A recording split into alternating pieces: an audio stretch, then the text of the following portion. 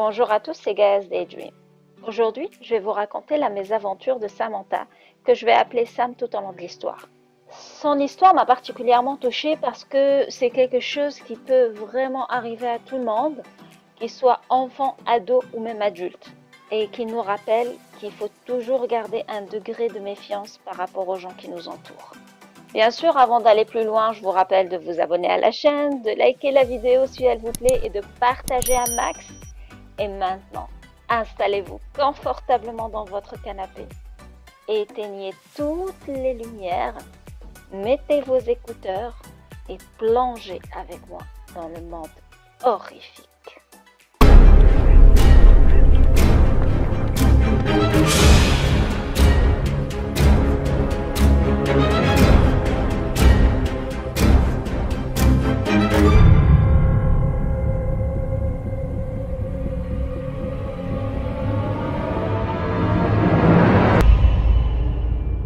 Samantha, que nous allons appeler Sam, nous raconte que quand elle avait 18 ans, elle est allée toute seule à un concert qui se tenait dans un petit club qu'elle connaissait.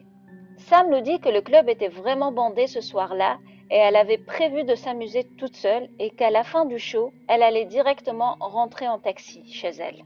Alors qu'elle profitait de sa soirée, deux mecs complètement sordides ont essayé de la draguer. Elle les a évidemment ignorés et s'est dit que c'était juste typiquement des gars bourrés et lourds qui tentent de pécho tout ce qui bouge. Et comme ils n'ont pas insisté après son refus, elle n'y a pas plus prêté attention. Sam s'était prise une bière durant le concert et elle s'amusait comme une folle, surtout quand elle a été embarquée sur la scène. Cependant, elle nous dit qu'à ce moment précis, elle était assez stupide pour laisser sa bière sans surveillance. Vous sentez l'embrouille venir, hein? Je suis sûre que oui. En tout cas, moi, je la sens. Sam nous dit que sa bière était juste en dessous de la scène, dans son champ de vision, et qu'elle était sûre que personne n'y toucherait sans qu'elle s'en rende compte. À la fin du morceau, Sam est redescendue de scène et elle nous dit qu'après avoir pris quelques gorgées de sa bière, elle s'était immédiatement sentie étourdie, comme si elle avait descendu une bouteille de vodka. Sam a alors dit au barman qu'elle avait immédiatement besoin d'air, et celui-ci lui a indiqué la sortie d'urgence la plus proche. Sam est sortie, s'est assise et en prenant de grandes bouffées d'air, elle s'est mise à réfléchir à comment la moitié d'une bière l'aurait conduite à cet état. C'est à ce moment-là que les deux gars panettes du début de soirée sont apparus.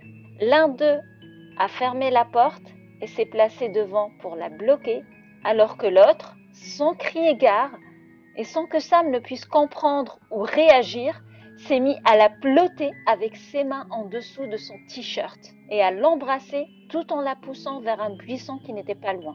Sam nous dit qu'elle était complètement terrifiée parce qu'elle était étourdie et qu'elle ne pouvait pas l'empêcher de faire ce qu'il faisait et elle ne pouvait même pas se tenir debout. Tout ce qu'elle pouvait faire était de crier aussi fort que son état lui permettait, en espérant que quelqu'un l'extirpe de ce cauchemar. Heureusement pour elle, c'est à cet instant exact que le groupe est sorti par la même porte où se tenait l'autre mec.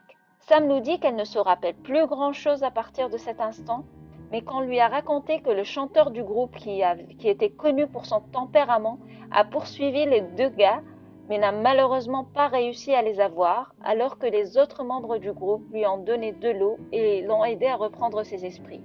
Une personne a appelé une ambulance qui a refusé de venir car les hôpitaux ne considéraient pas une ado alcoolisée comme étant une urgence.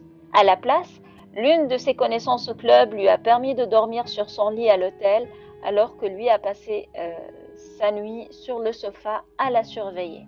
Sam nous dit qu'elle a été conduite à l'hôpital le lendemain où on lui a fait plusieurs tests sanguins qui sont tous ressortis négatifs. Donc, ils ont conclu qu'elle n'avait pas été droguée et qu'elle avait probablement juste trop bu. L'hôpital a aussi recommandé à Sam de ne pas remplir de rapport de police vu qu'il n'y avait aucune preuve pour leur permettre d'ouvrir une enquête. Sam nous dit qu'elle a été assez idiote pour accepter cette recommandation.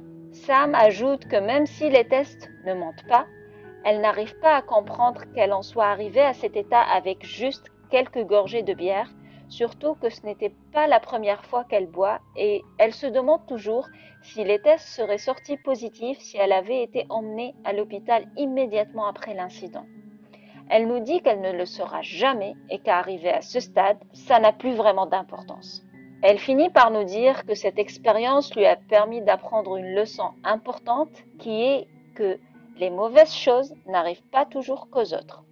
Elle est reconnaissante que cet incident ne lui a pas causé de choc psychologique, mais elle n'oubliera jamais à quel point elle a été terrifiée durant ces instants et comment elle a risqué de voir toute sa vie basculer rapidement à cause d'une petite erreur naïve.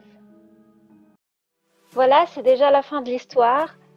Ce qu'on peut apprendre de cette histoire, c'est que ne laissez jamais votre verre sans surveillance quand vous êtes dans un lieu public et n'acceptez jamais de verre d'une personne que vous ne connaissez pas, surtout si vous pensez ou si vous suspectez que cette personne est vraiment louche. Puis dites-vous que ça n'arrive nécessairement pas qu'aux autres.